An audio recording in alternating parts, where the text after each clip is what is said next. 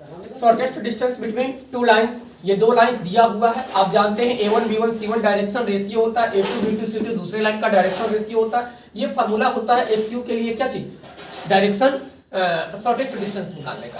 ये अगर किस फॉर्म में दिया रहेगा, कार्टेशियन फॉर्म में दिया रहेगा, तो वेक्टर फॉर्म में दिया रहेगा तो यही r वेक्टर बराबर A1 vector plus lambda time B1 vector और r वेक्टर बराबर A2 vector plus lambda time B2 vector.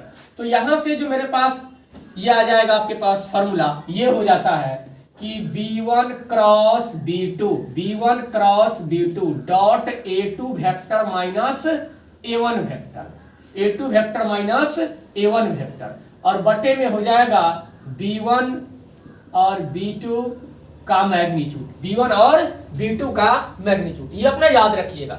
नहीं भी अगर याद हो तो आप कार्टेशियन वेक्टर से कार्टेशियन में बदल सकते हैं और कार्टेशियन से वेक्टर में बदल सकते हैं। यहां पर जैसे हम लोग ये देख लेते हैं, ये R1 दिया, दो लाइन दिया हुआ है और इससे आपसे कह रहा है शॉर्टेस्ट डिस्टेंस निकालने का। तो या तो आप ये फॉर्मूला लगा लीजिए, अगर ये फॉर्मूला नहीं लगाना चाहते हैं तो आप क्या कर सकते हैं, सबको कार्टेशियन में बदल दीजिए और फिर यही फॉर्मूला पे सेटअप कर दीजिएगा। तो मैं चेंज इनटू कार्टेशियन, कार्टेशियन में बदलो, तो कार्टेशियन में बदलोगे तो क्या हो जाएगा, कार्टेशियन में बदलोगे तो ये आ जाता है पासिंग पॉइंट, ये क्या हो जाता है पासिंग पॉइंट। और नहीं तो फॉर्मूला याद है तो आप फॉर्मूला का भी यूज कर सकते हैं। तो ये होता है पासिंग पॉइंट। पासिंग पॉइंट में क्या हो जाएगा, नहीं तो फॉर्मूला डायरेक्ट स्टार्ट कर दो, यही फॉर्मूला लगा दो, r vector equal to A1 vector plus lambda time B1 vector. तो A1 वेक्टर कितना यहाँ, और r वेक्टर बराबर A2 vector plus lambda time B2 vector. तो फॉर्मूला जो होता है वो होता है, ये होता है शॉर्टेस्ट डिस्टेंस का, क्या होता है B1 cross B2 dot A2 vector minus A1 vector बटे में B1 इंटू B2 का क्रॉस। सब चीज लिख लेते हैं पहले। मतलब इसमें A वेक्टर कितना है, A1 कितना है, वेयर जहां A1 कितना है, A1 मेरे पास है आपके पास 4i minus 4j। A2 vector कितना है, A2 वेक्टर है मेरे पास i minus j plus 2k। B1 vector कितना है, B1 वेक्टर है आपके पास i plus 2j minus 3k। B2 vector कितना है 2i plus 4j minus 5k।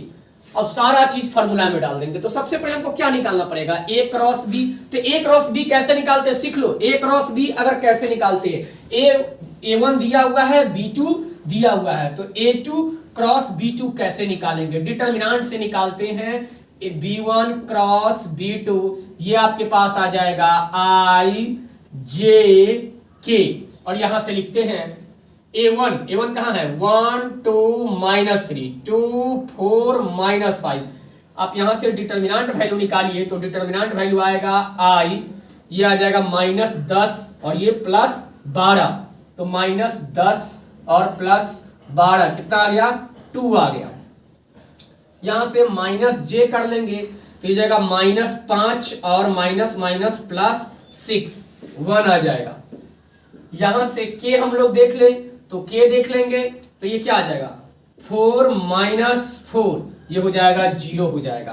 तो यहां से कितना आ गया 2i minus j, 2i minus j, A cross B आ गया। अब हम लोग ये निकाल लेते हैं क्या चीज A2 और A2 माइनस A1।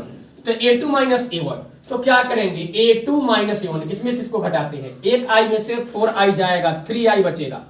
उसी तरह माइनस j में से माइनस j जाएगा तो माइनस माइनस प्लस j, तो प्लस ये हो जाएगा कितना माइनस j और माइनस माइनस प्लस j, तो कट गया तो ये आ गया कितना 0 आ गया।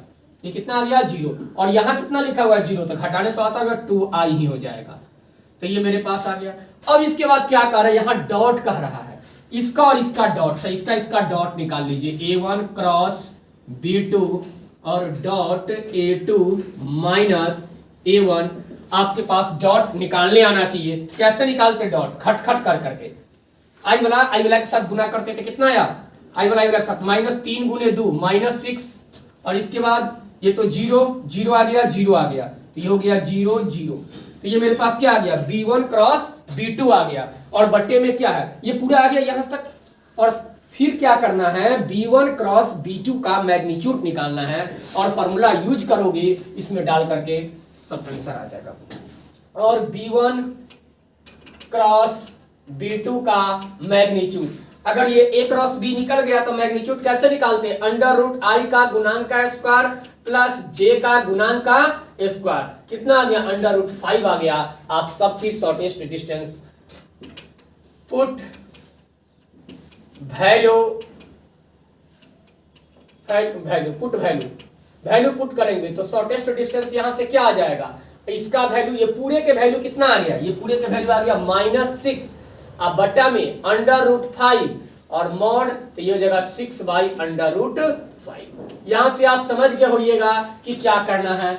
तो शॉर्टेस्ट डिस्टेंस निकालने पर एक क्वेश्चन आएगा तो बना दीजिएगा शॉर्टेस्ट डिस्टेंस, ये वाला बन जाएगा, एकदम बन जाएगा। देख लो यहां से आ गया x1 y1 z1 x2 y2 z2, सब चीज इस फॉर्मूला में डालोगे, यहां से काम करोगे, बन जाएगा। तो ये खुद से खुद बना लेना, एक कार्टेशियन और एक वेक्टर वाला बना दिए हैं, आप खुद से खुद बना लीजिएगा। तो चलिए अब इसके बाद पैरेलल के लिए क्या करेंगे, कैसे समझेंगे कि पैरेलल है या नहीं? तो मैं पहले से ही लिखा चुका हूं, यहां सेम होता है तो आप पैरेलल कह सकते हैं।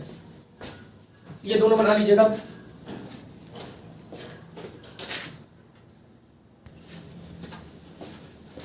तो शॉर्टेस्ट डिस्टेंस के बारे में समझ गए, शॉर्टेस्ट डिस्टेंस कैसे निकालते हैं। अगर कहीं पर ये पड़ जाए जरूरत कि वेक्टर से कार्टेशियन में बदलना हो और कार्टेशियन से वेक्टर में बदलना हो तो कैसे करेंगे?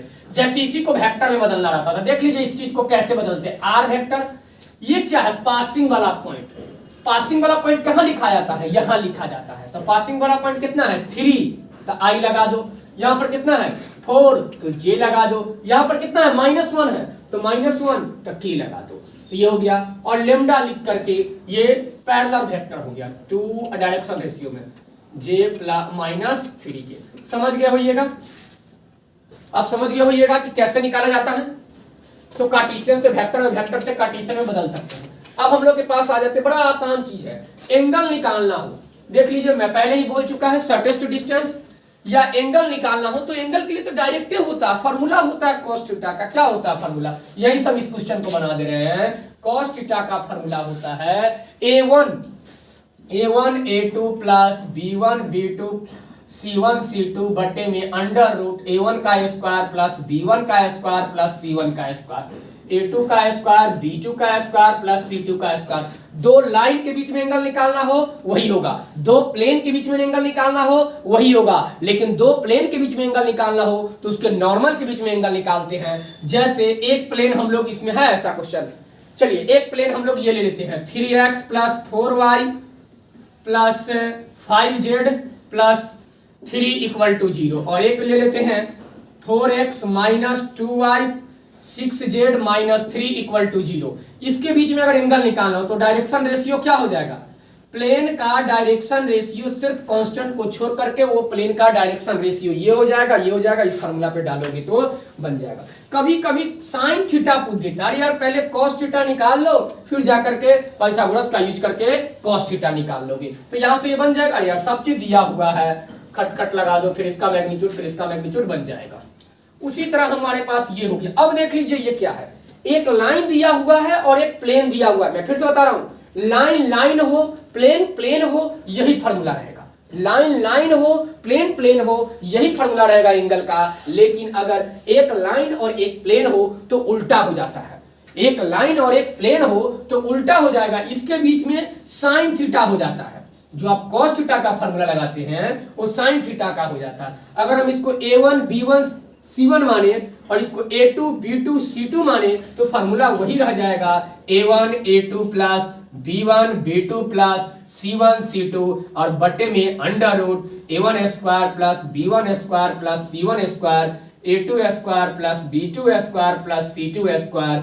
यहां से हम बात कर लेंगे तो कैसे लगाएंगे, ये a2 खटखटा दो तो कितना हो जाएगा 10 दूना 20, ये हो जाएगा आपके पास फिर कितना 3 दूना 6 और ये आपके पास आ जाएगा -3 और बटे में कितना अंडर रूट इसका मैग्नीट्यूड 4 + 9 + 36 अंडर रूट किसका फिर इसका 10 का स्क्वायर प्लस 2 का स्क्वायर प्लस -11 का स्क्वायर आप कर सकते हैं। सिर्फ ये याद रखिएगा फॉर्मूला क्या लगता है।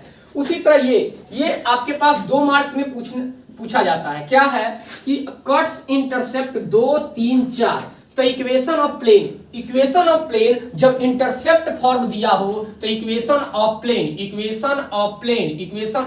इंटरसेप्ट फॉर्म में x by x intercept plus y by y intercept plus z by z intercept बराबर 1 सब चीज दिया हुआ है। x इंटरसेप्ट कितना 2 3 4 तो यहाँ 2 रख दो, यहाँ 3 रख दो, यहाँ 4 रख दो, यही आंसर हो जाएगा। और कह दे रहे एक और, अगर डायरेक्शन रेशियो दिया हो पासिंग पॉइंट दिया हो तो प्लेन का इक्वेशन आपको पहले से ही पता होना चाहिए x minus x1 plus b into y minus y1 plus c into z minus z1 होता है। कब जब आपके पास a b c direction ratio x1 y1 z1 passing point दिया हो तो आप लोग निकाल सकते हैं। तो देखिए ये सब क्वेश्चन बैंक है ये सब के सब। अब हम लोग आ जाते हैं ये क्वेश्चन देख लीजिए क्या कर रहे देख लीजिए यहाँ से समझा दे रहे हैं कि ये क्या है क्रॉस है। अभी ना बोले हैं कि क्रॉस कैसे निकालते हैं डिटर्मिनेंट से। कैसे क्रॉस निकालते हैं डिटर्मिनेंट से। तो हम लोग सबसे पहले किसका काम करेंगे ये निकाल लेंगे और फिर इसके साथ डॉट निकालेंगे। डॉट में क्या होता है आई वाला के साथ जे वाला के साथ। फिर भी मैं निकाल दे रहा हूं देख लो 3i कितना है -7j प्लस 8k और ये है मेरे पास क्रॉस है आपके पास कितना 5i -4j प्लस 12k तो क्रॉस निकालने आना चाहिए ijk और यहां से आप देख लीजिएगा 3 -7 8 यहां से 5 -4 12 निकाल लोगे कुछ ना कुछ आएगा यहां से डिटर्मिनेंट वैल्यू। फिर किसके साथ इसके साथ डॉट लोगे तो डॉट आई वाला के साथ जे वाला के साथ के वाला के साथ। एक क्वेश्चन पूछा हुआ था क्वेश्चन बैंक में कि क्या है P का वैल्यू निकालो जो ये लाइन और ये क्या हो परपेंडिकुलर हो। परपेंडिकुलर के लिए क्या होता है जी खटखट 0 होता है। डायरेक्शन रेशियो 2 × 2 4 हो जाएगा। उसी तरह मेरे पास 3 × 2 कितना हो जाएगा 6 हो जाएगा। यहां पर कितना हो जाएगा 2p हो जाएगा। कितना हो जाएगा 2p = 0 यहां से कितना आ जाएगा 10p का मान आ गया -5 आ गया। तो इस तरह से क्वेश्चन रहेगा तो आप बना लीजिएगा। व्हाट्सएप में भी क्वेश्चन है आप एक बार ट्राई कर लीजिएगा।